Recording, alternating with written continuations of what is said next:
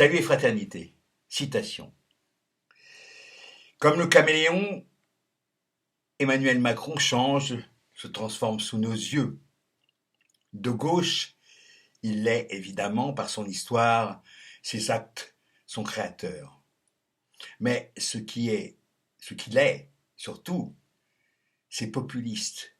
Et puis enfin, il y a le populisme light, nouveau, à visage humain, comme aurait dit l'autre, le bobo populisme de M. Macron. Plus loin.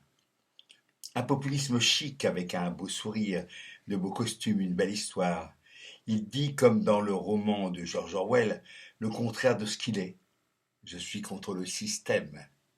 Alors qu'il est bien sûr le plus pur produit du système. On ne fait pas mieux. Beau quartier, belles études, belle fortune, belles relations. Le bobo populisme, c'est la version light, la version Canada Dry, de tout ce que l'on connaissait déjà. Il s'intéresse aux citoyens de la mondialisation heureuse. Il est le candidat de ceux qui réussissent et de ceux qui veulent réussir, qui vont réussir. Mais derrière ce populisme se cache le drame de la France, celui de ne pas dire la vérité aux Français, de ne pas faire de réformes, de ne pas préciser ses intentions. C'est la fin de la Ve République telle qu'on la connaît. Ou alors de circonstances, et cela ne durera que ce que durent les amours de vacances. Loin d'être le remède d'un pays malade, sera au contraire son poison définitif. Son élection, ce qu'au diable ne plaise, précipiterait la France dans l'instabilité institutionnelle et conduira à l'éclatement de notre vie politique. Il s'agit d'une tribune signée par, évidemment, Gérald Darmanin, qui à l'époque était un opposant à Macron. Où il était, lui, à ce moment-là? Républicain, je crois, hein, il me semble. Voilà. Alors, juste un petit point. Le créateur de Macron, je suppose que dans la bouche de Darmanin, il s'agit de, parce qu'il dit pas, hein, il s'agit de François Hollande, hein, de gauche, de gauche comme il se doit. Mais moi, je pense que c'est plutôt Rothschild, le créateur le créateur de Macron, hein, voilà. Voilà. Et puis là, évidemment, comme beaucoup d'oracles, Darmanin, décidément, hein, décidément, Darmanin pense que Macron ne durera que sa majorité de circonstances ne durera que ce que durent les amours de vacances. Bon, sans quoi il se trompe, mais c'est très difficile, comme disait l'autre, de faire des pronostics, surtout quand il s'agit d'avenir. Voilà.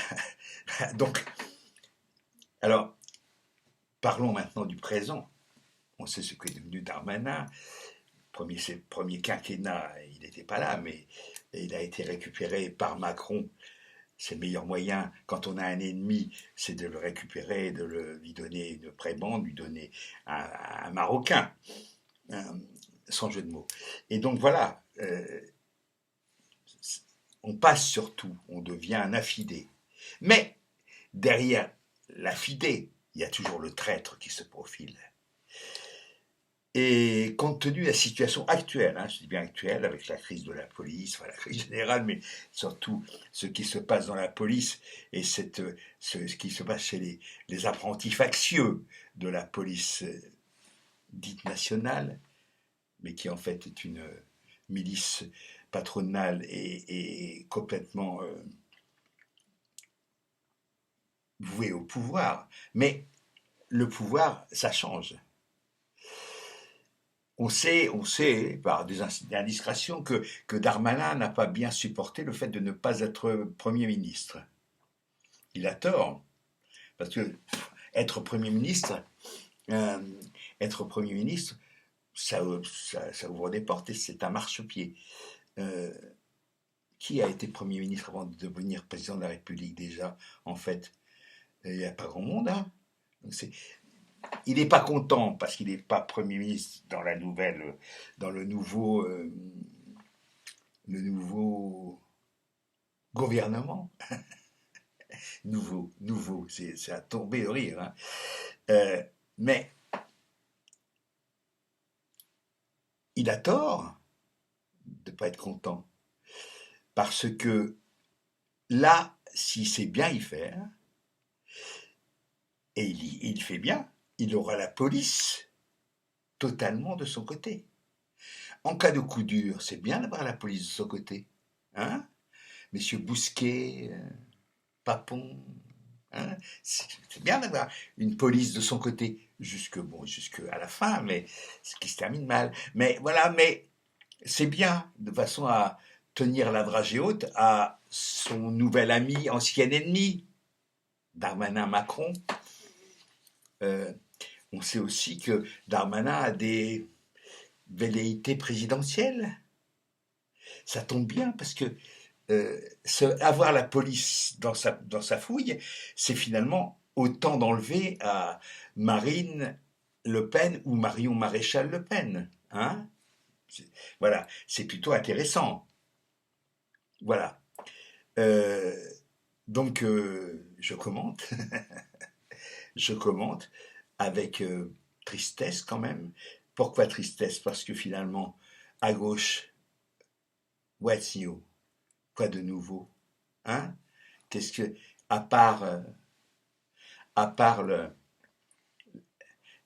les redondances permanentes sur les petits, sur les détails, voilà, qui ne sont pas des détails, hein, je veux dire que, mais il faudrait quand même se bouger un petit peu plus le cul, quoi. Surtout, arrêter d'être à l'Assemblée, il y a quelques punchy, il y a quelques individus jeunes, hein, qui sont un petit peu velléitaires, qui y vont, quoi, qui tapent dur, hommes, femmes, il y en a quelques-uns, des jeunes, hein, c'est intéressant. Ils se font les dents, mais j'espère qu'ils vont avoir des dents très, très, très acérées. Parce qu'en face, alors eux, ils ont plus de complexe, les Ivoiriens.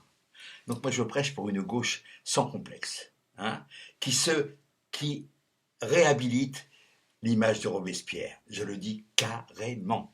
Hasta la victoria.